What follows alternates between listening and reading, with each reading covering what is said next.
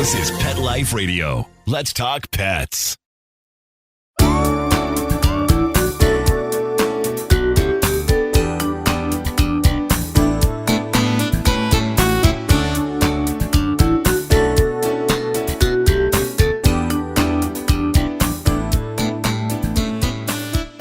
Hi, I'm Jill Rappaport, and welcome to another edition of Rappaport to the Rescue. You know, I went to the most amazing event this week. I've talked about her before, Donna Karan, the incredible fashion designer. She has a beautiful home on the water in the Hamptons, and every summer she throws these very private movie screenings, and then you get to see a great film. She did one just this week, and we were all very socially aware of staying 6 feet apart, wearing our mask. Everybody was very safe and very conscientious. And she screened a very interesting film. It was called Tesla, starring Ethan Hawke and Kyle MacLachlan. And the reason I'm talking about this, I'm sitting at this table, everybody's 6 feet apart or mingling around, and right across from me is Candace Bergen. And we start talking. What do we start talking about? Animals in need. She has 2 rescue dogs. Then I look and there's Edie Falco. What do we start talking about? Rescue dogs. She's a huge animal advocate. I came literally with Christy Brinkley, but we followed each other because we didn't want to sit in the same car because we wanted to be safe. And we talked about her dog, Chester, her rescue dog. I looked down the table. There's Hugh Jackman and his wonderful wife, Deborah. They're talking about animals. Everybody seems to have that in common. As I'm sitting there, this beautiful black lab comes running up. I don't know why he came to me, probably because I have some part of my 6 rescue dogs on my clothes, whether it be the hair or the smell. The dog comes running up to me. Donna Karan says, "Oh, there's my rescue dog." I'm at this very private party, A-list celebrities, and what is the common denominator? Animals and animals in need. And I've talked about this in earlier shows. It's always been the biggest icebreaker for me to talk about pets and how people love them so much. So it just made me feel so good, not only to be at this event where everybody was very aware of what was going on, but to see people that I really love and admire, but more important, talk about how we need to help our animals. So it was a great night. The message was so important, and I love these people for what they're doing for animals in need. Now, coming up today, I adore this man. I call him the hardest working guy in show business,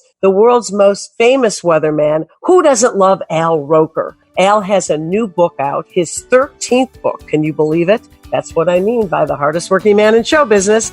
We will have a one-on-one with Al, and we're going to talk about his rescue dog, which I happen to get for him, coming up. Want to know who the latest trendsetters are in Hollywood? How about Irish setters? Find out who's been spotted with spots, chowing with their chow, and shopping for Gucci with their Poochie. Get the scoop on all the latest celebrity pet patter right here. Pet Life Radio. Let's talk pets.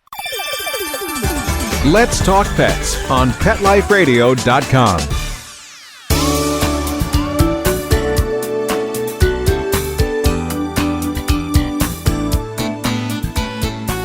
Welcome back to Rappaport to the Rescue. I'm Jill Rappaport, and my guest today really needs no introduction because his credits are a mile long. He's the one and only Al Roker, by far the world's most famous weatherman. He's the host of the Today Show's Third Hour. He's an actor. He's been on Broadway. He's an author. He's written 13 books. And his latest one is Al Roker, You Look So Much Better in Person. Al, nobody works harder than you. Is retirement a 4-letter word for you? I don't think so. I mean, somebody else may decide it is, but I'm having too good a time. You know, it's look, it's a tough time right now, and a lot of people are suffering and going through really difficult times. But you know, for us, you know, we've been okay. We've been upstate and just kind of enjoying the summer, and fortunate that, you know, like a lot of folks, we can work from home. You know, a lot of people don't have that luxury. And, you know, I talked about how this is your 13th book. Every time I turn on the TV, there you are. You're in a million articles. It's unbelievable. And I would think in the beginning with this pandemic, and you were thinking to yourself, I'm coming out with a book, not the best timing. Yeah. But yet look at the publicity. Look at how many people cannot wait to talk to you about this book.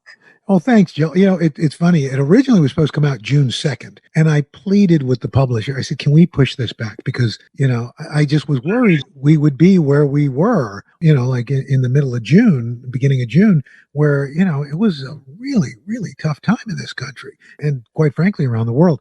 So, and look, we're still in a tough time, but, people are starting to come out of it a little bit, depending on where you live. And so, they acquiesced. And so we went with July 28th. And I think that's worked out better. And there's so many great stories in here, which we're going to get to in a moment. But our common denominator, I go back decades with you. When I was local at WCBS, you were at WNBC, and we've known each other. I always wanted to do a show with you. I had so much fun working with you for decades, literally 23 years on the Today Show. But I am the proudest of everything we've ever done together, all the segments we've done together. The thing that means the most to me is that I was able to facilitate the adoption of your beautiful Pepper. Bring Pepper into your home and with your family. Yeah, it's funny. She just turned 8, or we think around 8. And, she's become this little grande dame, but she's still, in the sense, kind of like a puppy. She'll run like crazy. She chases the Frisbee. She's had a great time up here because normally, we're in the city and it's harder for dogs to run. But up here, she's chasing squirrels and just having a good time. We're a little, we can't let her roam too far because we've got like coyote and fox and bear up here and peregrine falcons. And you heard about Meredith. Meredith Vieira was my first interview for this show. Her dog Jasper was attacked by a coyote, 16 years old, and survived. Had stitches. So you have to hear the story. It's truly miraculous that dog survived. So yes, you have to keep an eye on them at all times. And I remember when I first brought Pepper, I came to your home and you said, I have to have the kids come one by one and let's have them meet her. And it was so wonderful to see the relationship with Nick. I don't know if you remember, but there was actually another dog that thought that maybe this would be the dog. And the guy you were working with, Bill, he said, I've got another, let me just bring this one out.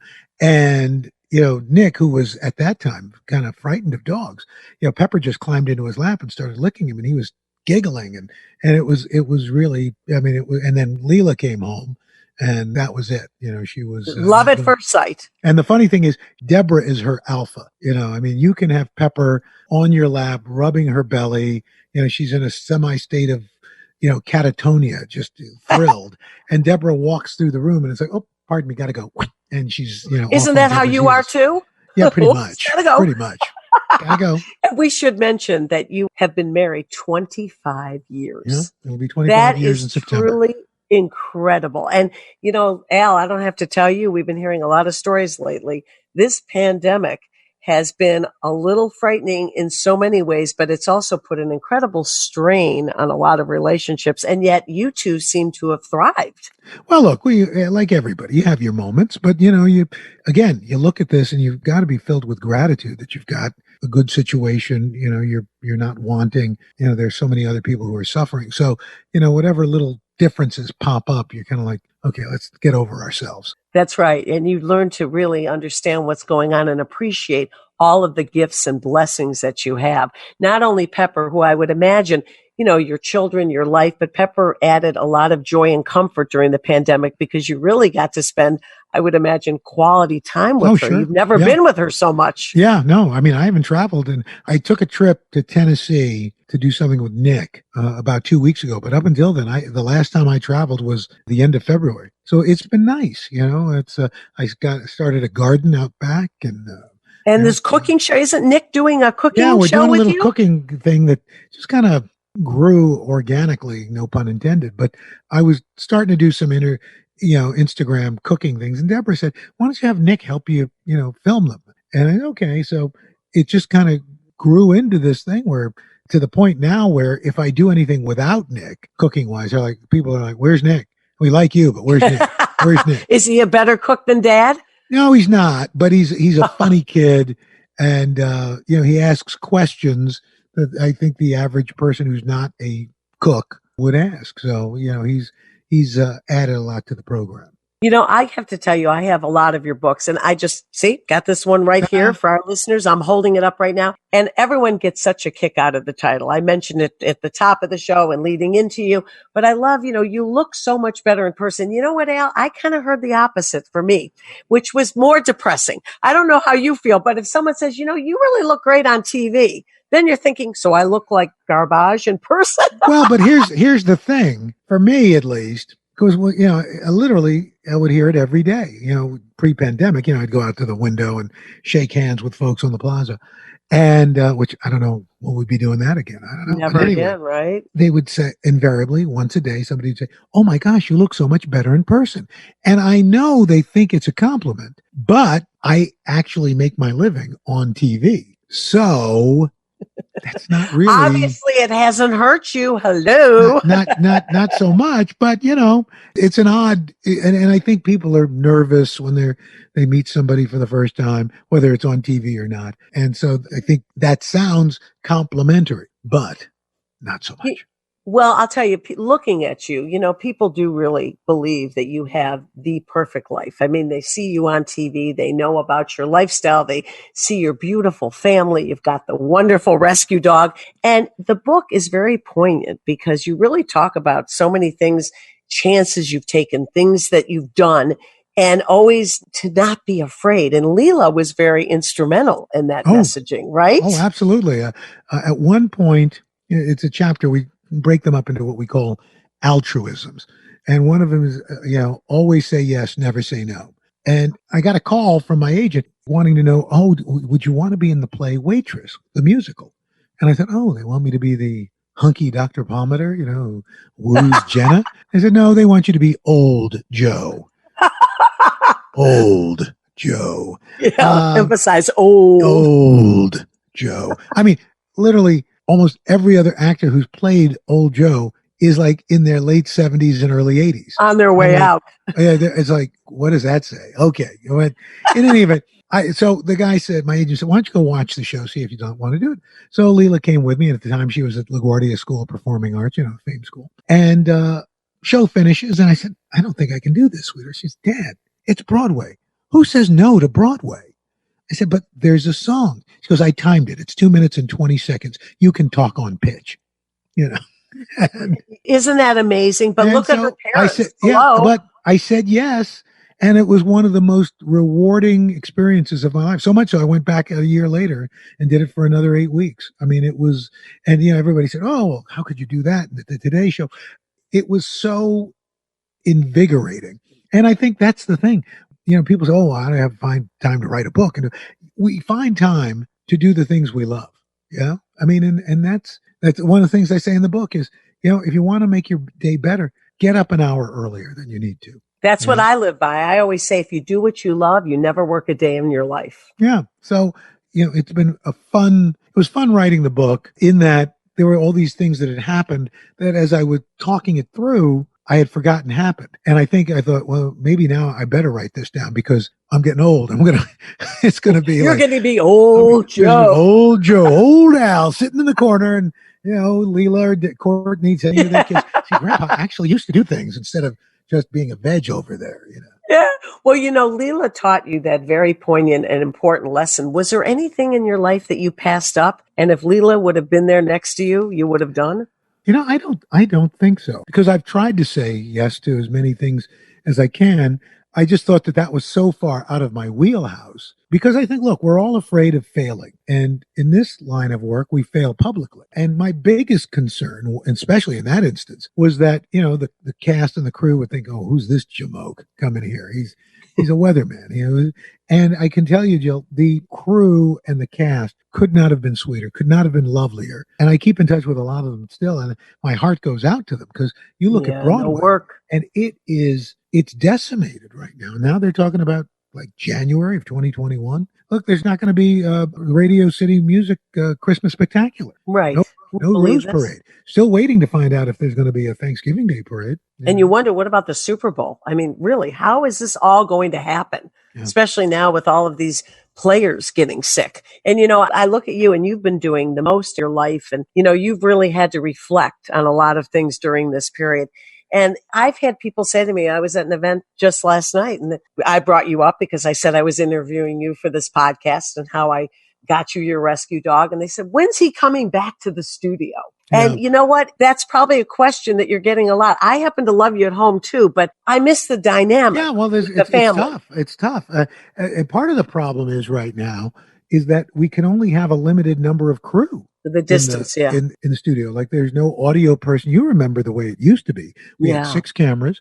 We had 2 audio assist people. We had 5 or 6 stage hands. We had a couple of 2 or 3 floor directors. And my favorite, makeup and hair. Yeah, we had makeup and hair. Yeah, I mean all Of these course, you don't miss people. the hair. No, I've never missed the hair. And the makeup is minimal, obviously. So the more of us, the on-air folks that come back, the more they have to have support people. And right now, I think what we'll probably do is, after Labor Day, kind of do like what Savannah does and Craig has done, where it's kind of a hybrid. I mean, it's kind of like what Nick's school is going to do. He'll be in school I think 2 days a week and online 3 days a week. So, I'll probably do kind of the same thing. Come in a couple of days, 2-3 days, and then, be online, a couple of days. And here, this is your 13th book, and this one touched on so many important things and sensitive issues that you dealt with in your life. But I feel another book could come out of this because this has really been a very unusual chapter in your life. Yeah. No pun intended, which could lead to another book. Well, it's funny you say that because I was trying to convince our publisher that maybe we should push it back because I feel like I should write something about this, but they had already started publishing it, so printing it, so couldn't do it. But look, there's nothing ever been like this. And by the way, not just this, but of course, the economic turmoil and the social upheaval that's been going on, the social awareness that has happened in this country. I mean, it's really mind-boggling that this perfect storm, if you will, of different situations all come together. Yeah, and who would have thunk, that we would be sitting here talking about these things. And you, Mr. Slap, people's palms and hugging people. Everybody wants to grab you. You are, the physical person in the studio, outside in the promenade, and then you're in your living room. You're relegated to being alone, but with Deborah in the next room or Nick. Sure. But oh yeah, it's such a different time. And part of it too is, and I have to be cognizant of this. I'm the oldest person on the show. I'm besides not as old as old Joe, but but I'm in that risk group, So, and I don't think of myself as old. I mean, I'm going to be 66 years old this month, and I just sounds young to me. I know, we're young whippersnappers, but That's right. It's like one of those things. Like, well, you got to be careful. So it's a balancing act that many people have to go through that whole concept. And Al, because of everything you've done and, you do have a really, really great life. Is there anything that you say you haven't turned down, but that you are dying to do? And I shouldn't use the word dying, that you really want to do. That you really want. Here's the thing. I write about this in the introduction. I've never had a plan. I mean, I never wanted to be on TV. I wanted to work in television. I wanted to be a producer, a writer. I want to be somebody like our old pal, Jackie Olensky, and then I ended up getting a job on TV. Well, I'll just do this. And one by one, these things happen, but it wasn't, I'd love to say, oh, I had this grand plan, but who has a plan? Or if you do have a plan, look at something like what's happened in the last 6 months. Right. Everybody's plans have gone out the window. So, I don't know that there's anything, there was a time, I think, where I would have wanted to do a show like Regis and Kathy Lee. We lost our dear friend Regis. And, I think that time has passed. But getting to do the third hour of today, where we get to do different kind of stories and interview different kind of people, and even on the Today Show, that kind of scratches that itch. So to be honest, I don't know that there's anything, maybe if I could build out a little cooking show with Nick, maybe we do something like that. But other than that, I'm pretty happy. Well, you've got enough balls in the air, juggling enough things. It's pretty amazing. And, you do have the 9 o'clock hour.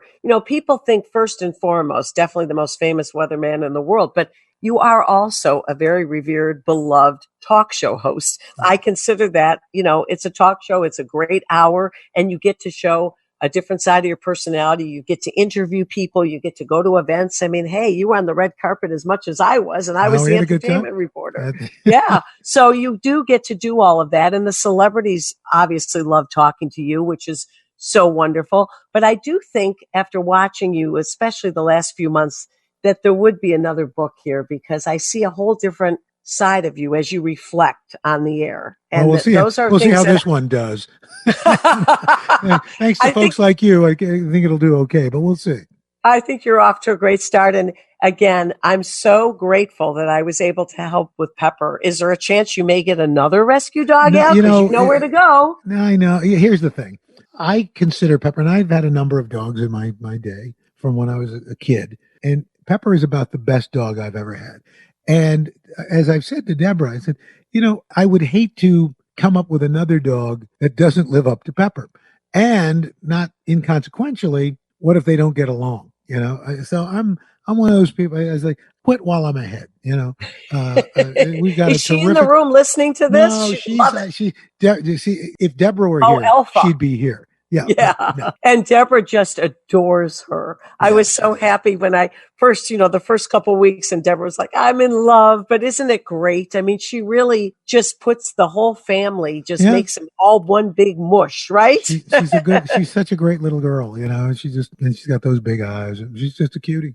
Well, Al, as always, it is so great to talk to you. I miss you. I miss seeing you, and I miss being with you. And thank you so much for being a part of Rappaport to the Rescue. We try to each week educate people to the importance of rescue and adoption, and how really these animals have changed our lives, and especially during this time. Yeah, no, I mean, that's been if there's been any silver lining, I think it's the number of people who have adopted rescues and other pets who need adoption, realize that they needed somebody to help fill their lives. And boy, what a great one. I mean, again, it's been a horrible way to find it, but if there can be, and usually in every bad situation, there is some good that comes of it. Yeah, it's the ultimate who rescued who, right? Yeah.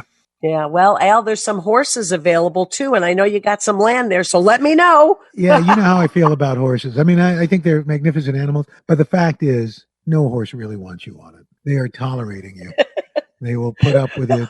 And then they're like, okay, I'm going to let you stay here, but don't mess around with me. At any point. Enough is enough. At any point, any horse can decide, you know what? I've had it. And you are off of them when they want, whether you want to be or not. Again, magnificent animals. They're just beautiful. But I can look from afar. You're beautiful. And pet the nose, right? Exactly. Well, thank you so much for your time. Hey, Trigger, why the long face? Yeah.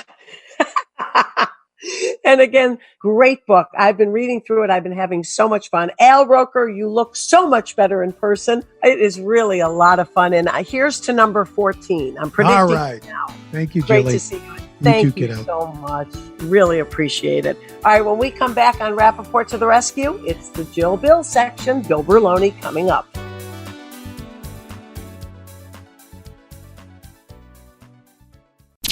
We wear fur, and we're damn proud of it. What? And our four legs. And our tail. And we go to the bathroom outside.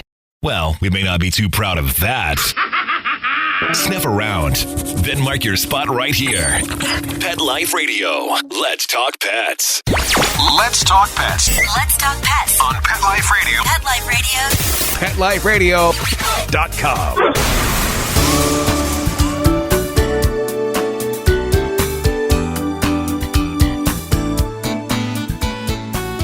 Welcome back to Rappaport to the Rescue. I'm Jill Rappaport, and that was such a fun interview with Al. And now it's time for the Jill Bill section of the show. Of course, you know my partner, Bill Berloni. He is on location at Humane Society of New York. And Bill, you have a really great job there.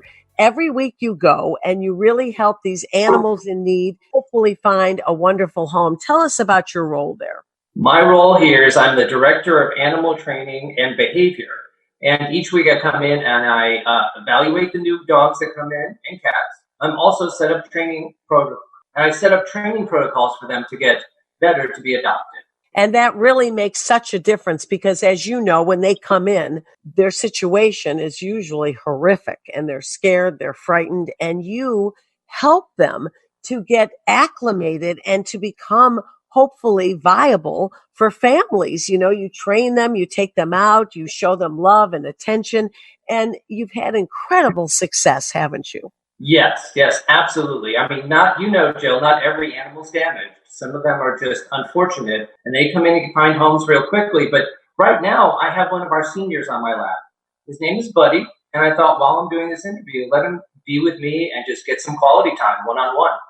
And tell us a little bit about him. How old is this super senior? And you know, I always say, Bill, seniors are my favorite breed. I know. That's why I brought him in for you. He's 10 years old, and he's a Shih Tzu. And being a Shih Tzu, he was with an owner who wasn't the leader, didn't protect him. So Buddy would walk down the street and try to bite other dogs and bite other people, and we tried to explain to the gentleman that he had to protect him, and he couldn't understand it, so he gave him up for adoption.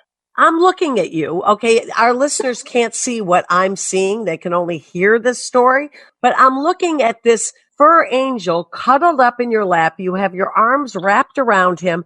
He is, from what I'm witnessing and looking at, the very opposite of what you're telling me his problem was. Exactly. And that's the example of getting the wrong dog for your lifestyle. This is an active dog, and the gentleman needed a quiet dog. So unfortunately, after 7 years, he gave him up. And that is so heartbreaking because he's 10 years old. Now, you and I both know when people come into the shelter, what are they drawn to? The puppies, the young ones. This is not going to be an easy adoption. Even though I love the seniors, you love the seniors. We know they've been there, done that. They'd rather lay on the couch than eat the couch, I always say. They're often housebroken. They just want to chill. They're couch potatoes in the best way possible. But it is a very difficult adoption. People tend to just keep walking once they see the age on the card. Absolutely. I think they worry about the cost of maybe the end-of-life care. But what other dog can you get that will sit on your lap right away and be your best friend? They've had all the life experiences, right, Jill? Yeah, exactly. Now, what are you going to do with this dog to make him a more viable adoption? What are you going to do to help him along and so that he'll be hopefully a better fit with the right person who hopefully will walk in soon? Well, we've already transformed him back into the dog he was. The dog who likes being walked, who likes being picked up. And we don't let him get ahead of us to protect us. We stay ahead of him. So he's How long has he been there? He's been here for 2 years. Oh, that is so heartbreaking. I mean, when you think about it, and now that he's 10. So what are you going to do now? Because at 10 years old, it's extremely difficult. Once they enter double digits, your work is really cut out for you now. Exactly. So what I'm doing, we're bringing him onto our show. We're talking about him here. We had him on Broadway Barks. He was featured on Bernadette Peters' Broadway Barks. And we're just networking him because now he's just a really good ambassador. And now that our shelter is almost empty, we can put him out front. And I wish people could see this face. What an angel. What a sweetheart. Bill is literally kissing his forehead and hugging him, and he's just cradled under your arm. He is a sweetheart. So for everybody listening, please take a chance on this dog. He's at Humane Society of New York. He's in great shape, health-wise, right, Bill? No issues? Nope. And you've really gotten him to be very cuddly. He doesn't seem to be aggressive with other dogs or people now. You've really worked those kinks out. And so he really is almost the perfect pet. There is no such thing as perfect, but he's as close to it as you can get, right? And being a Shih Tzu, he's still playful. He'll still chase a ball for us and play with us and strut down the street. So he's not completely done yet. He's a great companion. Oh, well, please open up your hearts and homes to this dog. And what people need to understand, Bill, and I think you'll agree with me, don't look at the age. It's like with people too. I say that about myself. Do not look at the age on the card, please, because you never know how much more love and life they have left to give. And often with these seniors, I've seen it myself with my senior dogs, you think you're nervous, you'd see an age, and they thrive, and they end up exceeding the years you ever thought you would have with them. Absolutely. So give us the information again for those who are listening who would be interested in this wonderful pooch. To put in for an application for Buddy, go to humanesociety.ny.org. You'll see his resume there, and you'll see an adoption application. And I should add that he's had the training of the wonderful, famous Bill Berloni for 2 years. So That is something that most dogs don't ever get. And so he's already ahead of the game because of you, Bill. Exactly. And I'm so happy that we were able to do this interview from the society today. Yes, and hopefully we will do many more. We want to get him a home. And obviously, any dog that you're working with there today, we're hoping they find a home as well. Thanks so much, Bill. And until next week, I'm Jill Rappaport. And you know what I always say, everybody, stay positive. Let's Talk Pets, every week on demand, only on PetLifeRadio.com.